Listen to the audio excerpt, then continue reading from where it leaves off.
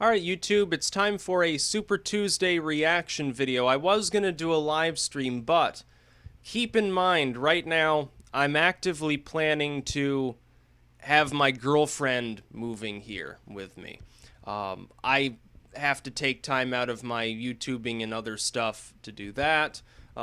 It also necessitates more writing and editing, specifically because I would assume, and I think you probably understand the reasoning why, for some time after that happens, I probably won't be writing quite as much. Ask yourself why that's likely.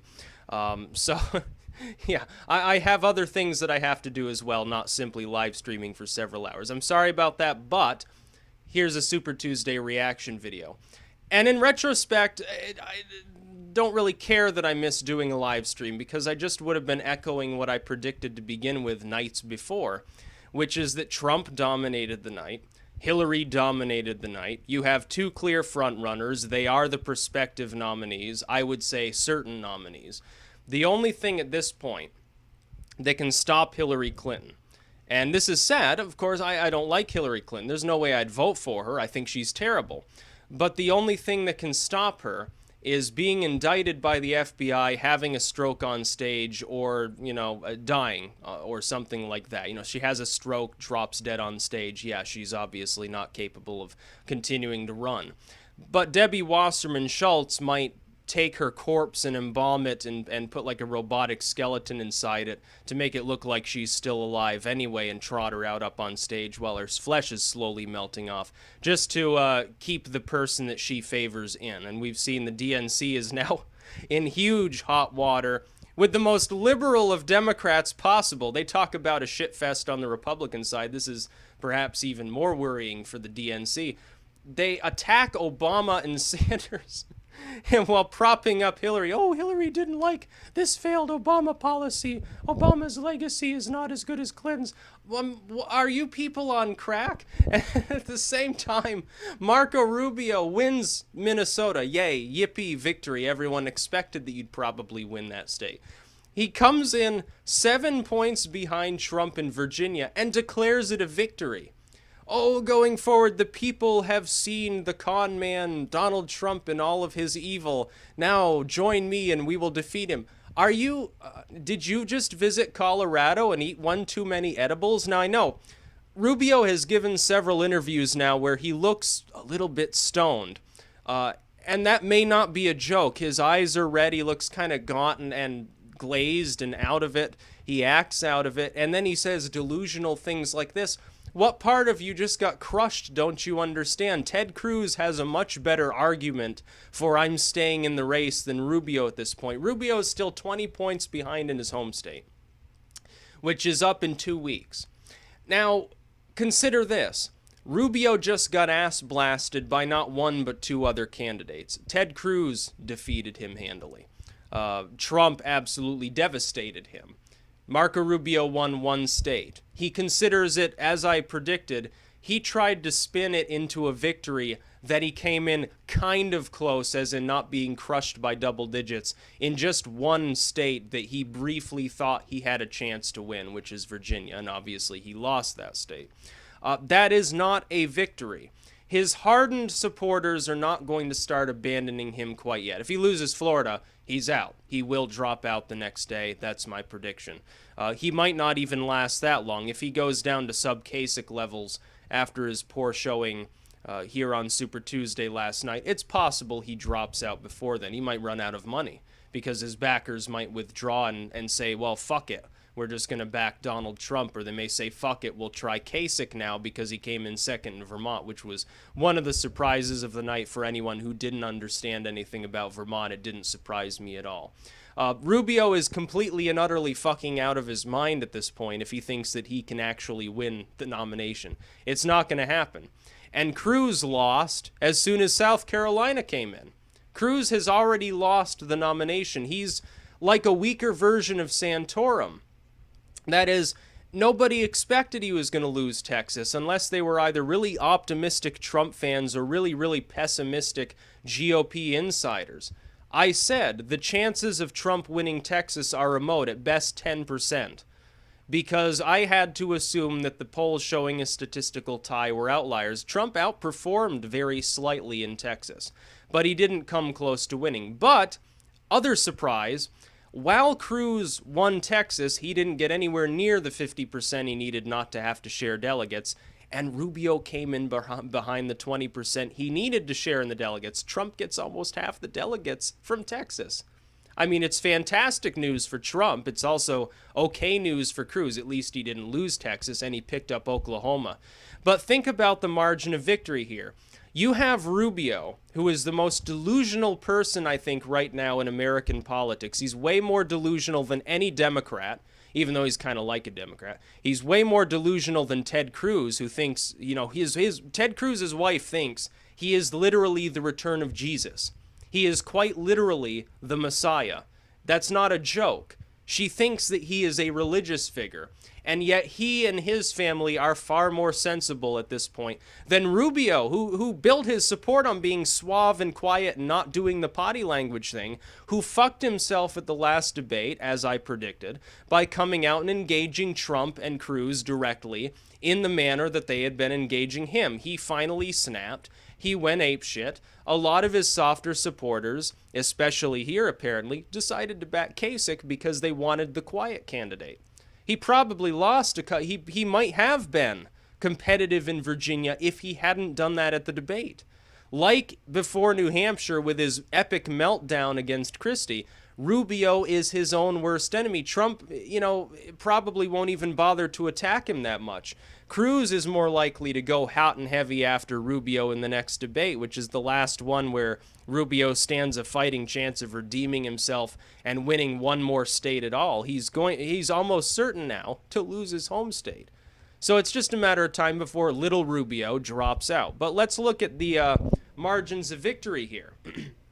Trump won in most of the states where he won by double digits. Georgia, he had almost 50%. Alabama was like 45%. He did fairly well in Arkansas. He did better than people were expecting. Actually, that was a state that I said may remotely be in play. Now, at the end of the night, he won it handily. Tennessee, same thing. Massachusetts, he blew this competition out of the water.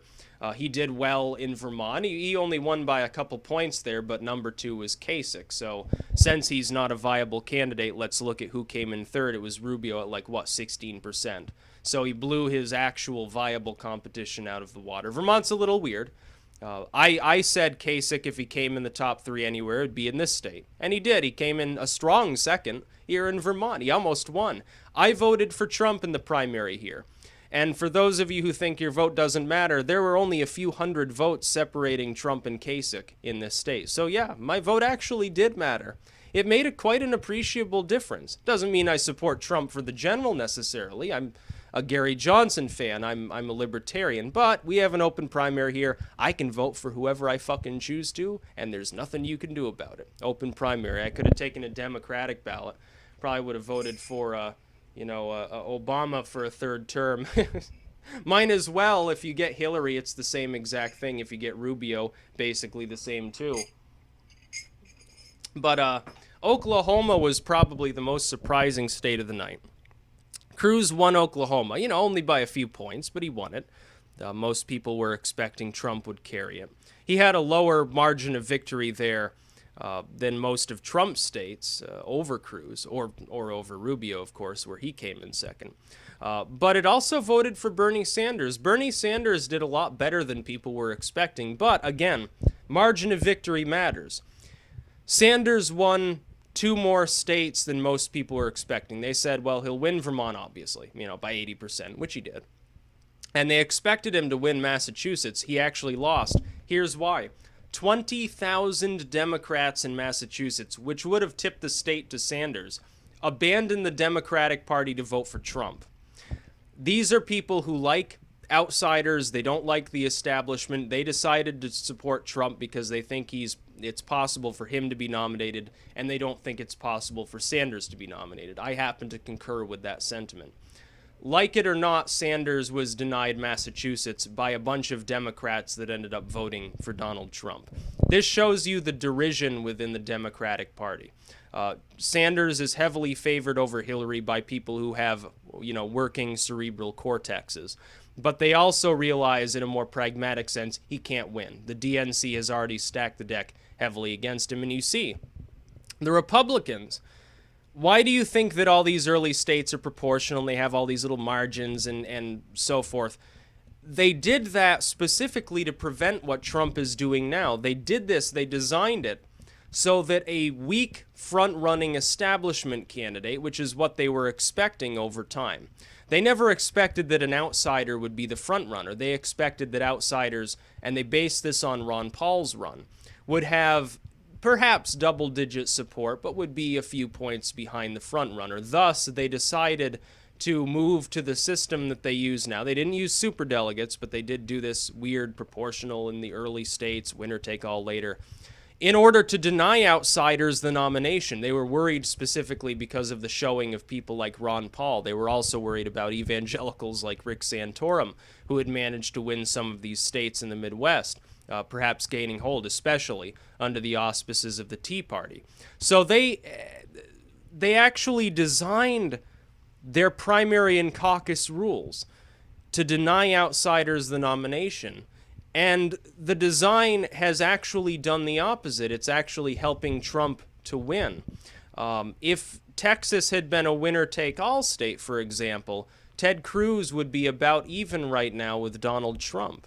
However, it's not. It's a proportional state, and Rubio didn't rise to the threshold needed to share in those delegates. So poor Rubio is now in a very distant third. I think 200 delegates behind Trump and a little over 100 behind Ted Cruz.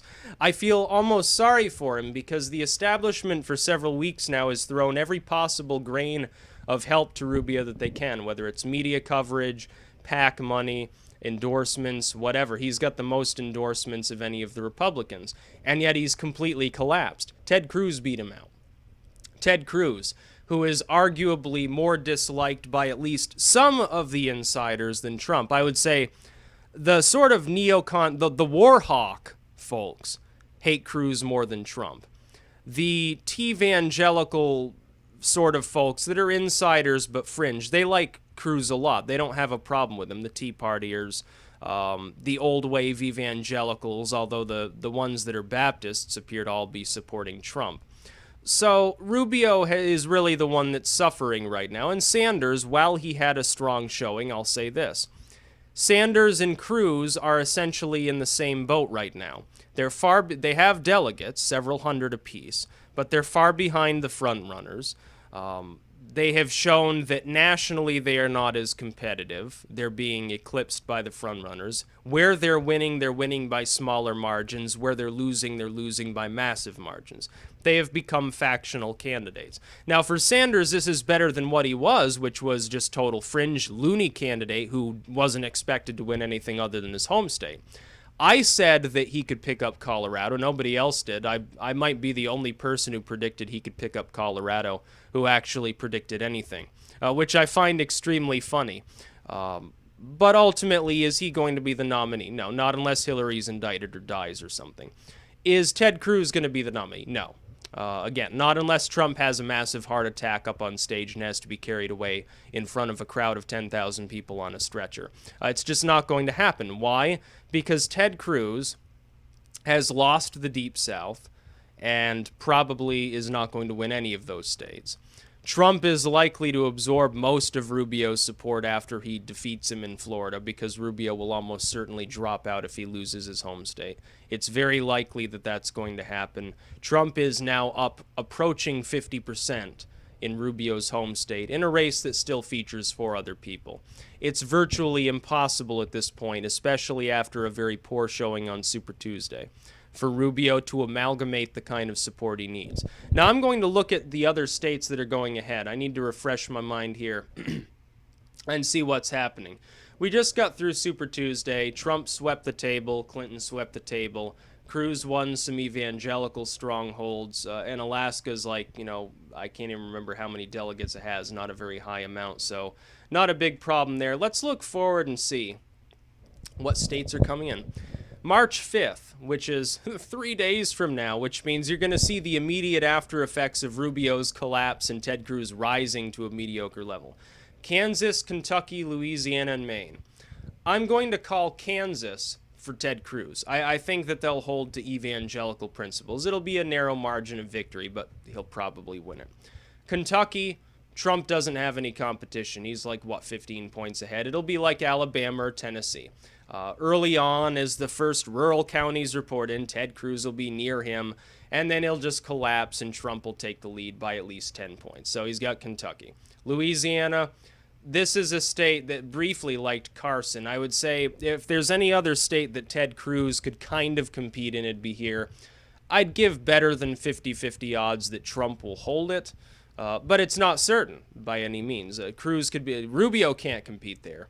But we have to look and see how much Ted Cruz and Trump respectively rise in the next couple of days after, their victories there. Rubio's not going to rise. He only won one state. He's probably going to decline by a few points. Rubio probably will not win anything on March 5th, nor will he win Puerto Rico. He's taken I wouldn't be surprised to see Trump win Puerto Rico. March 8th, I don't see any states there. Maybe Michigan, but I think Trump's ahead by 15 points there. I don't think he wins anything there. Rubio's basically done. Ted Cruz is a much better challenger, and even then, I don't expect Ted Cruz to win many of these states. Maine, Trump was endorsed by by Governor LePage. Now, keep this in mind. We have to understand one thing. LePage is seen as a shit fuck by most people in Maine. He's seen as a shit fuck by most people in the country. But most people in Maine and the country won't be voting in the primary. What you have instead is whatever turnout exists among those who happen to be voting as Republicans in the caucus there. I think that the Republicans that are conservative enough to sit in a 2-hour caucus to vote are going to take heed to the governor that they probably generally still support. I think Trump wins Maine. So there's 2 or 3 states that Trump wins. One of them goes for Cruz, maybe 2. Going forward again, Rubio just looks weak. March 6th is Puerto Rico. I haven't seen much polling there. There's no real way to make a prediction. Rubio, he's got the sort of I'm from Cuba thing.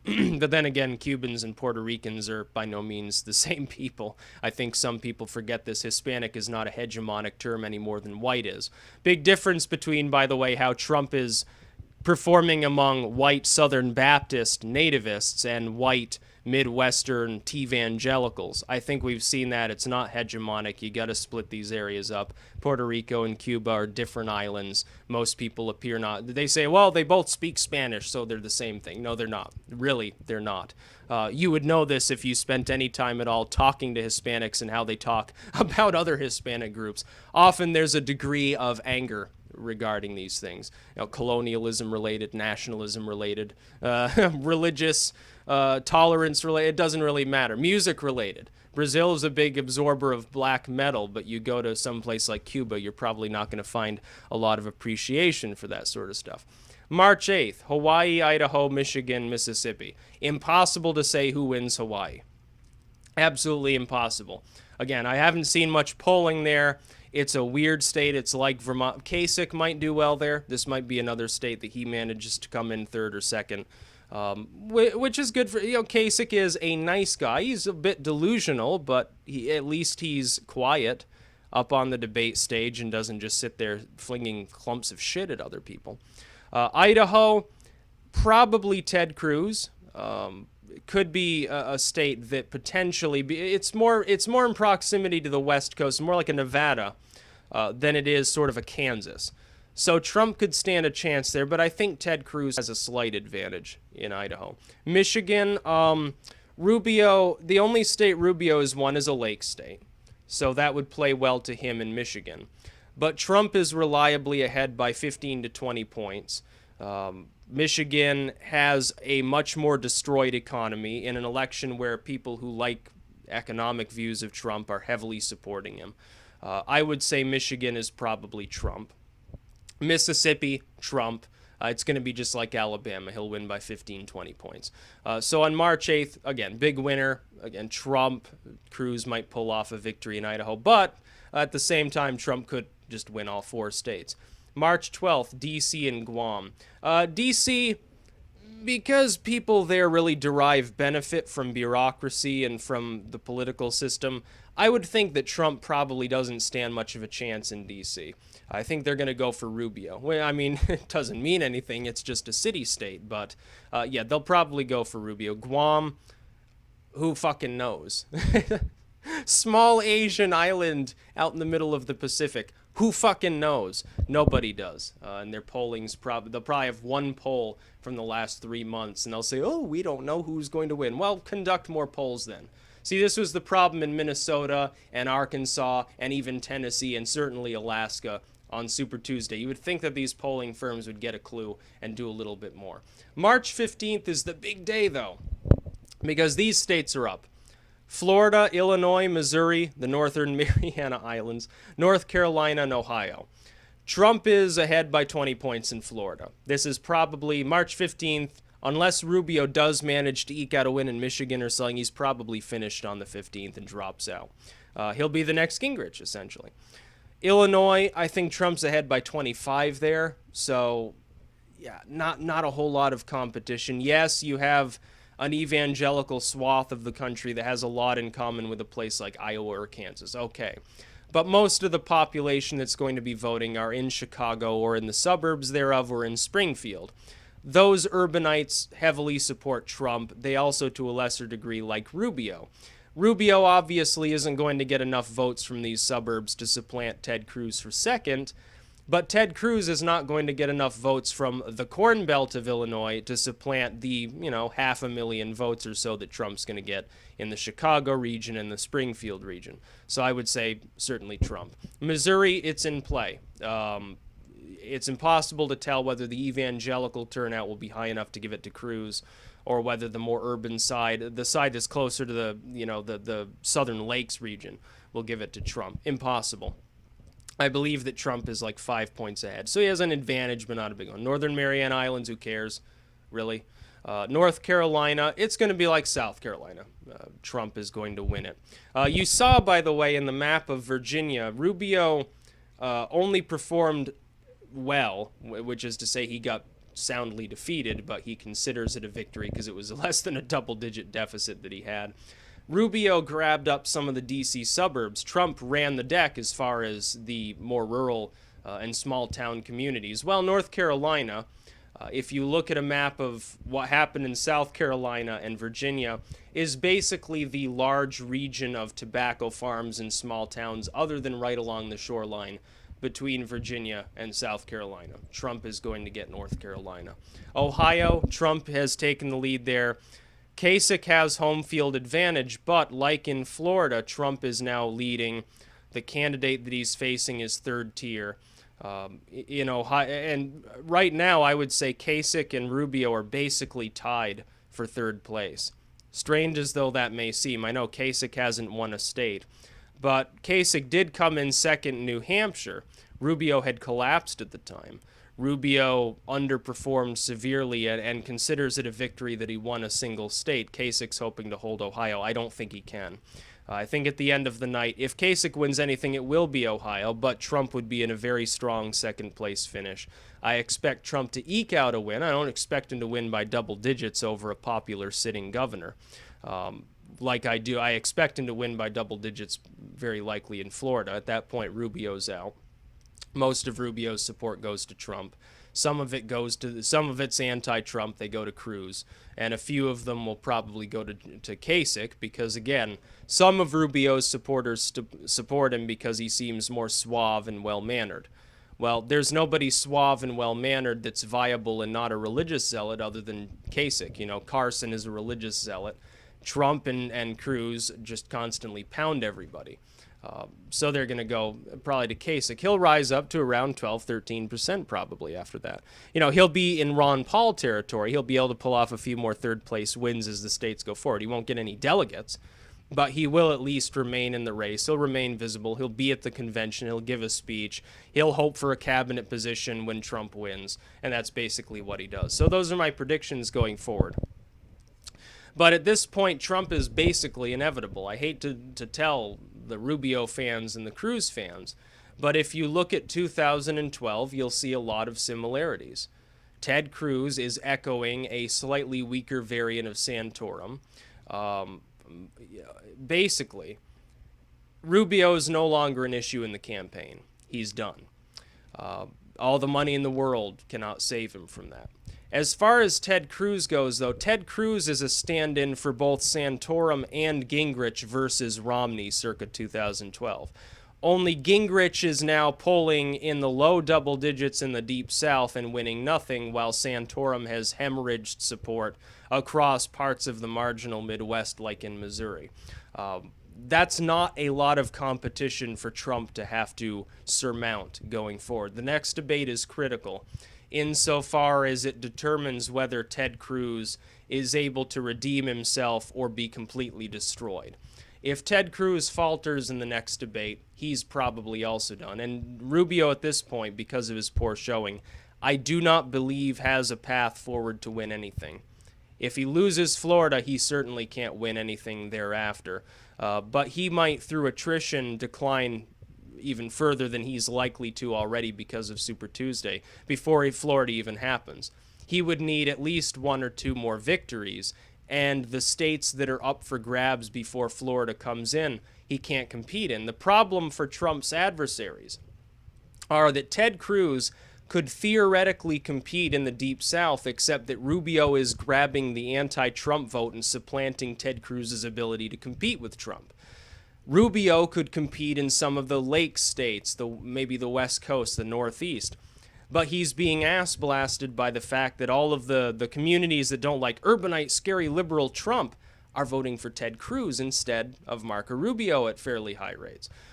So these two people are strangling each other, and until March 15th, it's likely they're both going to remain in the race. After that, we may see Rubio drop out. By then, it's far too late. Trump will have won several winner-take-all states. He'll have a massive lead in delegates over Ted Cruz, even under the best possible conditions. Let's say Cruz wins Idaho. Let's say that Cruz wins Kansas. He wins a couple more states. He's still in the Santorum corner. For every state that Cruz is winning, with a low delegate count, Trump is sweeping up several much larger states and getting a whole lot more delegates. He'll be up above 400 by the time that the 15th comes around. And if you look at these states, except for North Carolina, they're winner take all. So if Trump wins Florida, which he's likely to do, Illinois, again likely, Missouri, better than 50-50 chance, but not certain. Mariana Islands, who cares? Ohio, he's fairly likely to beat out Kasich there. That's a massive slew of delegates. I think that's like, 200 delegates right there, if I remember correctly. I believe Florida's got 99 delegates alone. Deny Rubio that, almost 100 delegates in his own home state. He's done. Bye. 69 in Illinois, 52 in Missouri, 55 in North Carolina, 66 in Ohio. North Carolina, though, is proportional. But if he performs well, as he has done, I would see Trump rising, certainly nationally, above 40, possibly to 45. After this, we do have the CNN poll claiming that Trump's at 49. I think they might have accidentally sampled a few more deep Southerners or like people from Massachusetts or something like that. I would assume he's above 40 right now, certainly, which is very strong compared to what Romney was at this point. But I don't think near 50% quite yet. I think you need a couple more days of results. You need to see what happens in Michigan. Michigan's a big one. Definitely need to wait until Florida and Ohio, the two home states of these respective candidates. If Trump wins them both, he'll be above 50, certainly at that point. He'll be unstoppable for real. Nothing that anybody else does short of, pushing him off the debate stage and causing him to break both of his legs and he just wails in pain and gets carried off in a stretcher is going to stop him from continuing to campaign and win virtually all of the remaining states. After the 15th, it's done. I declare that Donald Trump, with 99% certainty, is already the nominee. He's already inevitable because what the media never wants to talk about is the fact that a lot of these races from here on out are not proportional. It doesn't matter if Trump wins with 30% or whether he gets 99%. He gets the same count of delegates regardless, and Cruz and Rubio and Kasich are strangling each other. People who would potentially be competitive, at least regionally, and get a few delegates might get none from some of these states that they're not actually polling that badly in. This is why Ted Cruz and Rubio are both calling on everyone else to drop out and support them. The problem is, Rubio won a state. If he hadn't won Minnesota, he might have dropped out and said, oh, I endorse Ted Cruz. But he won Minnesota. Ted Cruz, if he had, only won Texas by a couple points, might have said, well, maybe it's time to call it quits and endorse Rubio or something. But then again, there's no guarantee he would do that. And these two, there's enough bad blood, I think, there, so they're going to stay in forever. Rubio might even lose Florida and stay in the race, ultimately. Kasich has made it clear he intends to go all the way, even if he loses Ohio. Even if Kasich loses Ohio, he's going to remain in there. It's draining 5 to 10 points across the board from whatever Rubio would have gotten. Well, when these contests become winner-take-all, as they now largely are, that's the death knell of the Rubio campaign. Trump has already basically won simply because his opponents are too stubborn and continuously insist that the other person who's losing to Trump should be the one that drops out. Thus, a stalemate ensues, nobody drops out. Trump continues at 40% or whatever he's at, which is far higher than any other single candidate can muster nationwide. He continues to dominate the Deep South, the Northeast, and the West, which is all he needs to get the delegates he needs, plus any 2 or 3 other randomly chosen states, which he's almost certain to get. He's already basically won. And Bernie Sanders is also doomed. Hillary Clinton has already won the Democratic nomination. The writing was on the wall as early as Iowa. Well, we already knew Bernie Sanders was not going to be the nominee. I told you that months ago. Bernie Sanders is a factional candidate whose turnout is going to be chronically low. It doesn't matter if he wins Colorado unexpectedly. It doesn't matter if he pulls off a 3-point victory in Oklahoma. The entire DNC is against him. He cannot rise above the superdelegate total that Hillary is at unless he suddenly begins polling at 70 or 80%. It's just not happening. Super Tuesday's over. Donald Trump has too great a delegate lead for Rubio to supplant. It's impossible now for Rubio to win. And Cruz was doomed as early as South Carolina by virtue of the fact that his entire plan for winning the delegates needed to secure the nomination, which was always a fool's errand anyway, was I need to win, most of the Deep South. He's lost all of the Deep South. He's won not a single Dixieland state other than his home state, and he pulled off a very minor win in Oklahoma. That's not a path forward to victory. That's a path forward to being the second-tier candidate that gets a brief speaking slot at the coronation of Donald Trump, which is what it's going to end up being. He's going to get hundreds of delegates by the time that March 15th comes around. He'll certainly be above 400, probably be above 500 by that point. That's what you would consider unstoppable. He might be 3/4 of the way there on March 15th. That's well ahead of what Romney was at. People are saying, there's an anti-Trump vote. There'll be a contested delegation. There'll be a brokered. There's not going to be a brokered convention. The delegate count for the front runner at this point will rise much more quickly because it's winner take all in most of these states. North Carolina, yes, that's proportional. Are there any other proportional states at all after that? I don't even know if there are. Let's see. Rhode Island is proportional, but Trump's ahead by 30 points. Yeah, and then New Mexico. But that comes in on June 7th. By then, Trump will have sealed the deal if he wins even half these states. That's the other thing. He only has to win half the states going forward, assuming that he wins, the Deep South states and places like New York and California that are rich in delegates. He only needs to win half of them to even hit the delegate total that he needs. Because Ted Cruz's share of the states involve places like Wyoming and Utah that have relatively few delegates. They're extremely rural. And Rubio may very well be locked into having won literally one state in the entire race. So yes, going forward, some predictions and analysis. Again, I didn't do a Super Tuesday live stream, but it doesn't matter. Basically, everything that I said came true. Sanders won Colorado. Nobody else expected him to. I said it was possible. What I got wrong was Oklahoma. Alaska was always up in the air. I admitted that. I expected Christie's endorsement to wait at a couple points for Trump. Didn't happen. Oklahoma was on both sides, the surprise of the night. It's really funny. And the fact that the Democrats abandoning the Democratic Party, 20,000 of them reportedly, gave Massachusetts to Hillary Clinton. Bernie Sanders would have won Massachusetts had it not been for the fact that Trump is in this race. So take that as you will. Democrats are literally abandoning the DNC and flocking to Trump, and they will do this in the general election, which is why he'll win by a landslide. A lot of Bernie supporters think, well, Bernie can't win, I'm defecting, fuck Hillary. Hillary's even worse, arguably, than Trump on a lot of issues. I'm voting for Trump. This would continue in the general election. She gets the nomination, she won't win. Hillary Clinton would get crushed underfoot by Donald Trump. She'd win against Rubio, because it'd be a lot like Romney versus Obama, and you'd have the demographic disadvantage of the Republican Party as it is. He's too much like the Democrats. Ted Cruz is too much of a Christ-insanian Jesus worshiper, and would get ass blasted by enormous turnout amongst the youth. It'd probably be higher than Obama in 2008. He'd get destroyed.